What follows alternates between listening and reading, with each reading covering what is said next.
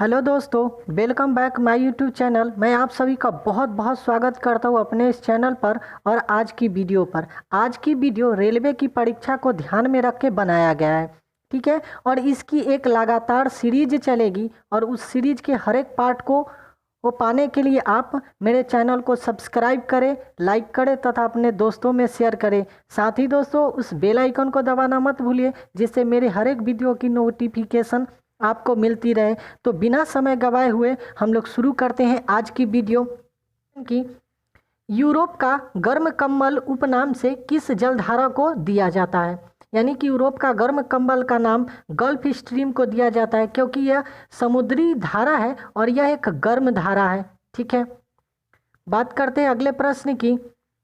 पूर्वी घाट और पश्चिम घाट का पर्वत श्रृंखला को मिलान कहाँ पर करता है? तो यह नीलगिरी की पहाड़ियों पे पूर्वी घाट और पश्चिमी घाट को मिलाता है और नीलगिरी पहाड़ियों में ही पालिनी श्रृंखला है। पालिनी श्रृंखला, ये बहुत बार क्वेश्चन पूछा गया कि पालिनी कहाँ पे है, तो नीलगिरी में है। बात करते हैं अगले प्रश्न की। विक्टोरिया झील किन अफ्रीकी देशों के मध्य स्थित है? तो ये तंजानिया, कीनिया, युगांडा के मध्य स्थित है विक्टोरिया झील। बात करते हैं अगले प्रश्न की। अंतर्राष्ट्रीय मुद्रा कोष के प्रबंधक व नियंत्रण बोर्ड के लिए बोर्ड ऑफ गवर्नर्स का गठबंधन किया गया और इस बोर्ड में भारत का प्रतिनिधित्व कौन, जो भारत के वित्त मंत्री होते हैं, वो करते हैं। बात करते हैं अगले प्रश्न की। हिंदू विकास दर अवधारणा किस प्रसिद्ध अर्थशास्त्री ने दी? तो हिंदू विकास दर की अवधारणा प्रसिद्ध वैज्ञानिक जो अर्थशास्त्री हैं उन्होंने प्रोफेसर राजकृष्ण ने दिया था। बात करते अगले प्रश्न की। विशाल सांडों वाल की जुड़वा पैरों वाली विशिष्ट प्रकार की मूर्तियां सैंधव स्थान के किस जगह से प्राप्त हुआ है? तो यह कालीबंगन से हुआ है, जिसमें क्या होता है ना कि जो मूर्तियां बनी उनकी पैर ना एक सांड के आकार की होती है, ठीक है। बात करते हैं अगले प्रश्न की। ऋग्वेद में किन तीर्थंकरों का उल्लेख मिलता है? तो ऋग्वेद में ऋषभदेव और अरिस्टोनेमी का मिलता है। ऋग्वेद में जो जैन धर्म है और इस जैन धर्म के जो तीर्थंकर है उनका ऋषभदेव और अरिस्टोनेमी का चर्चा है।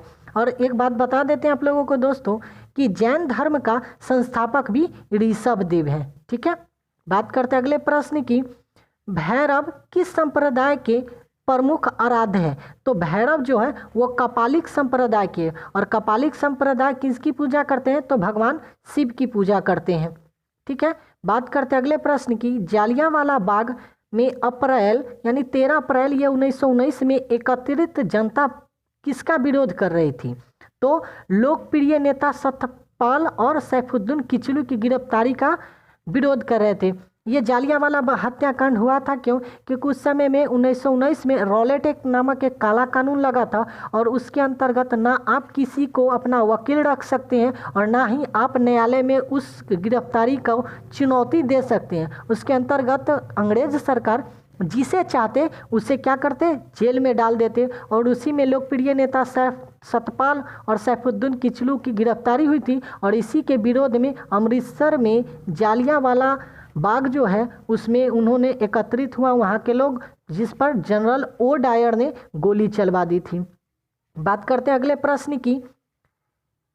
न्यू लैंप फॉर ओल्ड लेखों की श्रृंखला उदारवादी राजनीति की तीव्र आलोचना की गई है। यह लेखक कौन है? यानी कि इनके जो न्यू लैंप फॉर ओल्ड एक पुस्तक है जो उदारवादी राजनीति की आलोचना करते हैं और इसके राइटर है अरविंदो घोष। इनकी एक और फेमस बुक है लाइफ डिवाइन, ठीक है, वो किसकी है? अरविंदो घोष की है। बात करते अगले प्रश्न की। कांग्रेस अधिवेशन की अध्यक्षता करने वाले पहले अंग्रेज कौन थे? तो जॉर्ज यूल ऐसे अंग्रेज थे जिन्होंने कांग्रेस की अध्यक्षता की थी और कांग्रेस की स्थापना डफरिन के शासनकाल में 1885 में हुई थी। बात करते हैं अगले प्रश्न की। आकाशीय पिंडों का वेग कौन प्रभाव सहायक होता है? यानी कि आकाशीय पिंडों का वेग ज्ञात करने में कौन सा प्रभाव सहायक होता है? तो डॉपलर प्रभाव सहायक होता है, ठीक है। बात करते हैं अगले प्रश्न की। कोहरा संभवतः कब बनता है, यानी कि जो धुंध बनते हैं वो कब बनते हैं, तो जब ठंडी और शुष्क रात होती हैं तब जाके कोहरा बनता है। बात करते हैं अगले प्रश्न की, यदि विभिन्न मापों वाले यंत्र के द्वारा किसी ताप का मापन करना हो तो किस यंत्र की आवश्यकता होगी, यानी विभिन्न ताप वाली माने कि मापन करना है तो उसके लिए किसका प्रयोग करना होगा, ताप वैद्युत मापी का प्रयोग करना होगा। लाल सिंदूर का रासायनिक नाम क्या है, तो लाल सिंदूर का रासायनिक नाम लेड पर ऑक्साइड है। लाल सिंदूर का नाम लेड पर ऑक्साइड है रासायनिक। बात करते हैं अगले प्रश्न की, इप्सम सॉल्ट किसे कहते हैं, जिप्सम नहीं दोस्तों, इप्सम सॉल्ट किसे कहते हैं, तो मैग्नीशियम सल्फेट को कहते हैं और इसका रासायनिक सूत्र MgSO4 7H2O होता है। बात करते हैं अगले प्रश्न की, अक्रिय गैसों के बाह्यतम शेल में इलेक्ट्रॉनों की संख्या कितनी होती है, तो अक्रिय गैसों की बाह्यतम कक्षा में इलेक्ट्रॉनों की संख्या 8 होती है और यह आवर्त सारणी के 18वें वर्ग में आता है। बात करते हैं अगले प्रश्न की, सरसों का वानस्पतिक नाम यानी कि वैज्ञानिक नाम क्या है, तो ब्रेसिका नाइग्रा है। सरसों का वैज्ञानिक नाम क्या है, ब्रेसिका नाइग्रा। बात करते हैं अगले प्रश्न की, आर्द्र रस का pH मान क्या होता है, तो आर्द्र रस का pH मान 8 होता है और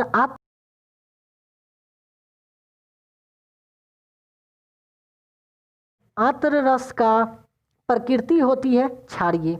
बात करते हैं अगले प्रश्न की, बालू में उगने वाले पौधों को क्या कहलाता है, तो सैमोफाइट कहलाते हैं। बालू में उगने वाले पौधे सैमोफाइट कहलाते हैं। बात करते हैं अगले प्रश्न की, ईडन गार्डन स्टेडियम जो कोलकाता में है किस खेल के लिए प्रसिद्ध है, तो यह क्रिकेट खेल के लिए प्रसिद्ध है। बात करते हैं अगले प्रश्न की, रग्बी फुटबॉल किस देश का राष्ट्रीय खेल है, तो रग्बी फुटबॉल स्कॉटलैंड का राष्ट्रीय खेल है और इसमें खिलाड़ियों की संख्या 15 होती है। बात करते हैं अगले प्रश्न की, चेंज, फ्रीज एवं पोन शब्दावली किस खेल से संबंधित है, तो यह खो खो खेल से संबंधित है। बात करते हैं अगले प्रश्न की, किस स्मृति से यह पता चलता है कि गुप्तकालीन न्याय व्यवस्था में न्यायालय के 4 वर्ग थे, तो ये नारद स्मृति थी, उसके अंतर्गत पता चलता है कि गुप्त काल की जो न्याय व्यवस्था थी उसमें मतलब 4 वर्ग थे। बात करते हैं अगले प्रश्न की,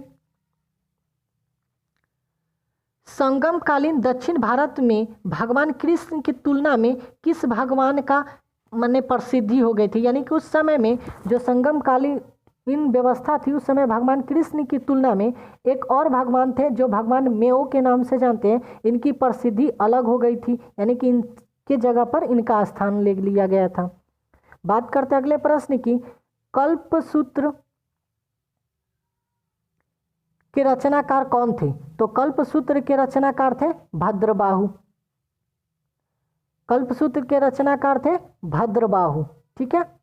बात करते हैं अगले प्रश्न की, खेरा के किसानों का असंतोष किसके विरुद्ध था, तो सरकार के विरुद्ध था। खेरा आंदोलन के नाम से भी इसको जाना जाता है। तो उस समय किसानों पे अधिक लगान अंग्रेजों ने लगा दिया था, इसके अंतर्गत यहाँ पर क्या हो गया था, असंतोष फैल गया था, ठीक है। बात करते हैं अगले प्रश्न की, अलीपुर बम कांड में अरविंद घोष को बचाने वाले प्रमुख व्यक्ति कौन थे, तो अलीपुर बम कांड में अरविंद घोष को बचाने वाले व्यक्ति थे चित्तरंजन दास। चित्तरंजन दास जो थे वह पेशे से एक वकील थे, ठीक है। बात करते हैं अगले प्रश्न की, और 1857 ईस्वी के विद्रोह के राष्ट्रीय स्वतंत्रता के लिए एक सुनियोजित संग्राम की संज्ञा दी गई थी, तो बीडी सावरकर ने इसको स्वतंत्रता संग्राम की संज्ञा दी थी और इस स्वतंत्रता संग्राम का प्रतीक कमल और चपाटी था। बात करते हैं अगले प्रश्न की, संविधान संशोधन के अंतर्गत मतदान की आयु 21 वर्ष से घटाकर 18 वर्ष कब कर दी गई थी, तो यह 61वां संविधान संशोधन के अंतर्गत इसको 21 वर्ष से घटा के 18 वर्ष कर दी गई थी। बात करते हैं अगले प्रश्न की, पंचायती राज संस्थाओं की खामियों यानी कि पंचायती राज व्यवस्था में कुछ गलतियां हो उसकी जांच करने के लिए 1977 में एक कमेटी का गठन किया गया था। तो उस कमेटी के अध्यक्ष थे अशोक मेहता और इन्होंने ही द्विस्तरीय पंचायती राज व्यवस्था की परिकल्पना किए थे। ठीक है, और बात करते हैं पंचायती राज व्यवस्था की, तो यह 1959 ईस्वी में राजस्थान के नागौर जिला में शुरू हुआ था पंचायती राज व्यवस्था, और उस समय भारत के प्रधानमंत्री पंडित जवाहरलाल नेहरू थे।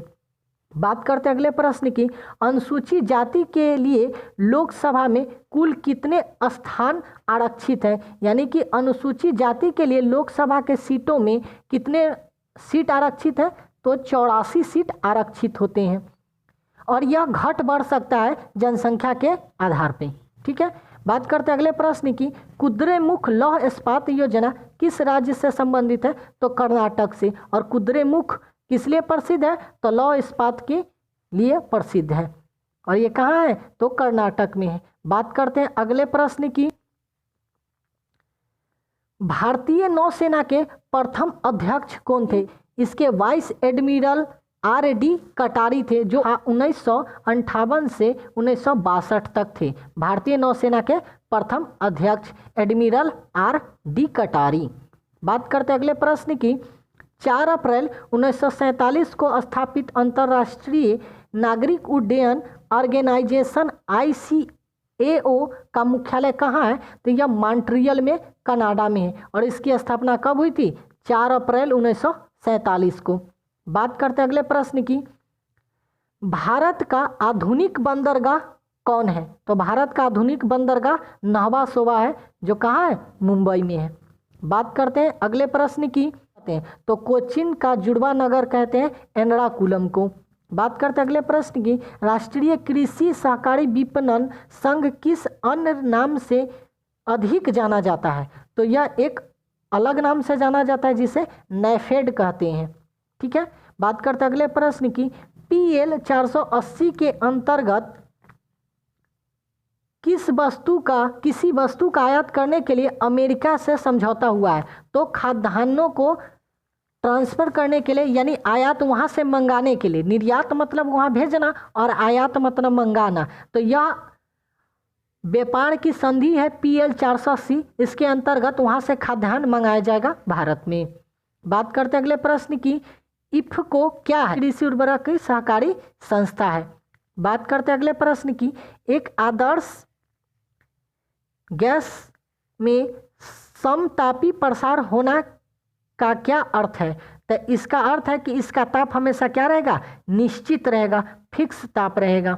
बात करते हैं अगले प्रश्न की, यदि किसी रोगी का तापमान 40 डिग्री सेंटीग्रेड है तो उसका फ़ारेनहाइट स्केल पर क्या होगा, तो इसका फ़ारेनहाइट स्केल पर 140 डिग्री फ़ारेनहाइट होगा।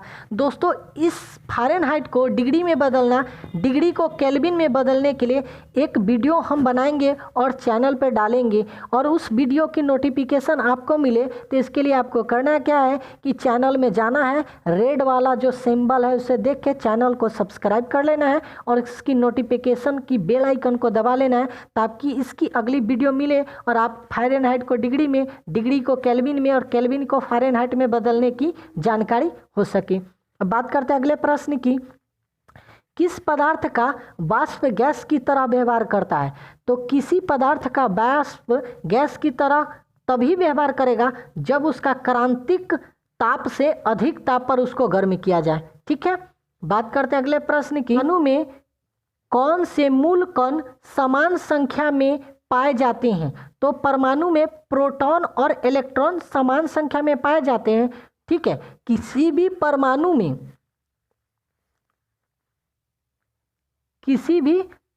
में इलेक्ट्रॉन, प्रोटॉन और न्यूट्रॉन तीनों कण होते हैं। इलेक्ट्रॉन, प्रोटॉन और न्यूट्रॉन तीनों कण होते हैं जिसमें इलेक्ट्रॉन और प्रोटॉन समान संख्या में होते हैं।